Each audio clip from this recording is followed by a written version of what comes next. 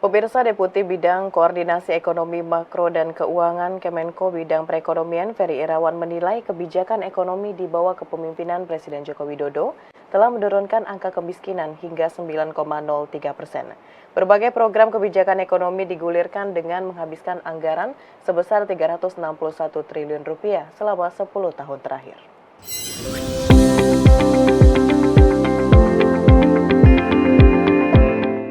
Dalam satu dekade terakhir, Indonesia di bawah kepemimpinan Presiden Joko Widodo telah berhasil mencatat sejumlah pencapaian penting. Salah satunya dalam menurunkan angka kemiskinan hingga 9% dan kemiskinan ekstrim turun menjadi 0,83% melalui berbagai kebijakan ekonomi.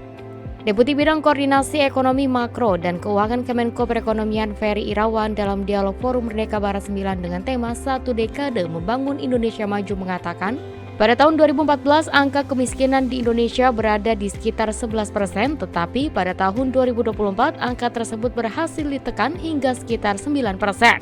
Bahkan kemiskinan ekstrim yang pada awalnya berada di angka 6% telah turun menjadi 0,83%. Di balik capaian itu, berbagai kebijakan ekonomi dilaksanakan pemerintah selama satu dekade terakhir melalui 3 pilar utama, yakni menjaga daya beli masyarakat, khususnya kelas menengah ke bawah.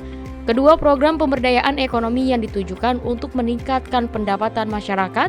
Dan ketiga, peningkatan infrastruktur untuk mendukung mobilitas dan akses ekonomi.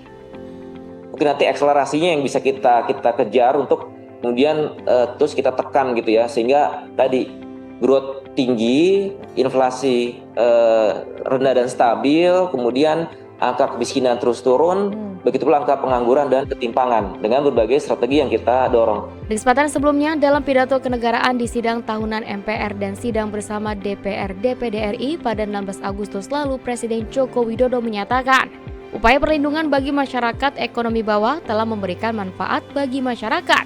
Berbagai program bantuan yang dirancang untuk melindungi masyarakat berpenghasilan rendah, salah satunya adalah Kartu Indonesia Sehat, yang telah menghabiskan anggaran sebesar Rp361 triliun selama 10 tahun terakhir. Rp361 triliun anggaran Kartu Indonesia Sehat selama 10 tahun ini telah digunakan untuk membiayai layanan kesehatan lebih dari 92 juta peserta JKN per tahunnya, mulai dari usia dini sampai lansia yang tersebar di seluruh Indonesia. 13 triliun anggaran Kartu Indonesia Pintar selama 10 tahun ini telah digunakan untuk pendidikan lebih dari 20 juta siswa per tahun mulai dari SD sampai SMA, SMK di seluruh tanah air Indonesia.